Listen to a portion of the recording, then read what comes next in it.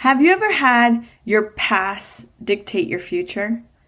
We are no longer going to do that. So on today's show, we're going to talk about how to stop your past experiences from dictating your future ones. Stay tuned.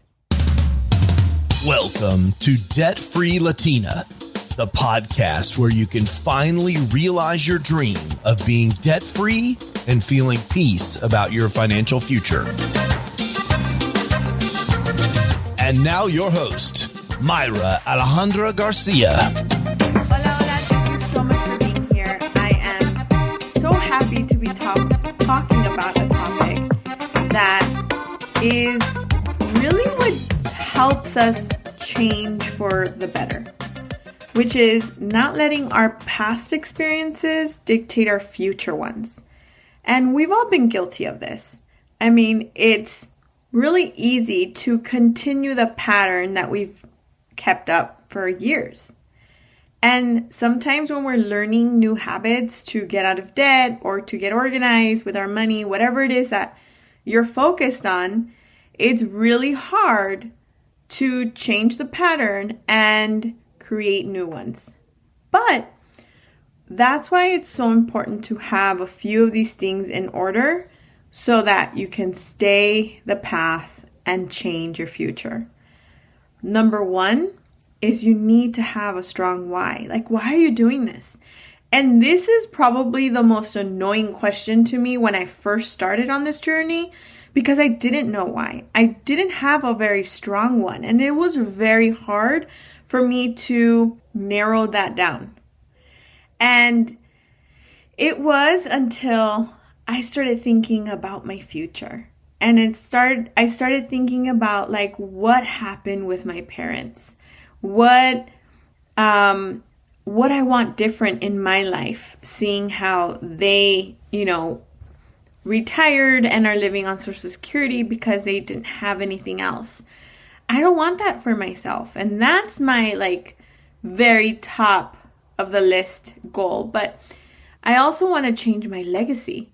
I want to be able to leave my kids with not only some wealth, but I want to be able to leave them with the tools that they need in order to be successful, and then also teach their children how to do it.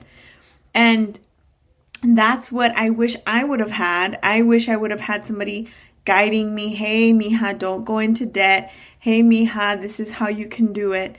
But I really didn't. I mean, money was hardly ever talked about. And if it was like, it's tax season, so we're going to go out and spend the money.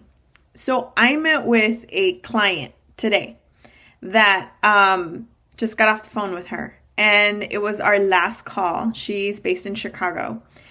And one of the things that she has done is created the habit of budgeting that she's going to maintain for the rest of her life. And one of the byproducts of that was we had one of her credit cards being paid off by April. But more money came in because she had a few refunds on a couple things that came through. Her tax refund also came through. And she had more money to throw at her debt. But see, I did share. I said, if you weren't organized, if you didn't have your budget, if you didn't have this list of your debt snowball, of how you are attacking your debt, you probably would have spent the extra money you guys earned in March. And she's like, absolutely. I would have totally spent it because we had extra money. But because she had a goal, because she was organized, she was able to put it right where she wanted it, where it aligned with her goals. And so having that goal, right? Having that why do you want to get out of debt? Why do you want to have that freedom? What is it going to enable you to do? You got to kind of ask yourself the why questions quite a bit in order to dig to your personal why. And it's going to be different for everybody. But you need to have the why, because those are going to help you dictate your future choices. And you're going to be so much more aligned with what you want, and your future self is going to thank you. And we have to keep those things in mind. Number 2, you got to have an accountability partner. You see, when you're single, it's really easy to just be like, oh, well, I'm just going to go with the flow and hope for the best, and nobody's really keeping you accountable. And that's where it can delay you. It's not going to derail you. It's going to just delay the process. Staying focused and having an accountability partner is what really moves the needle.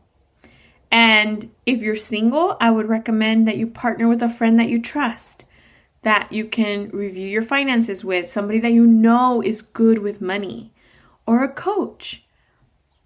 There are people that hire me as an accountability partner, and so that's always an option. There's the spouses. If you're married, your spouse can really hold you accountable because you're holding each other accountable, and you guys should have mutual goals.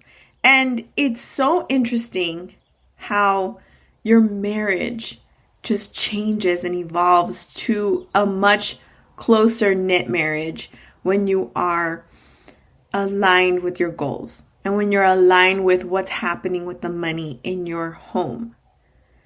And if that is something that you can do, align it. Partner with your spouse and really focus on what you want together and dream together. What are some of the things that you want to do?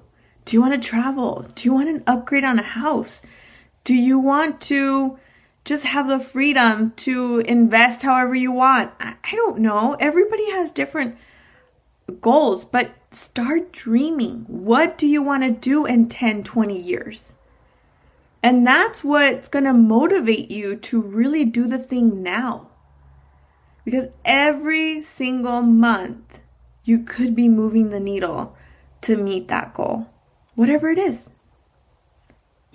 So I highly recommend that you don't let your past experiences, your past choices, your past spending dictate how you're going to start right now.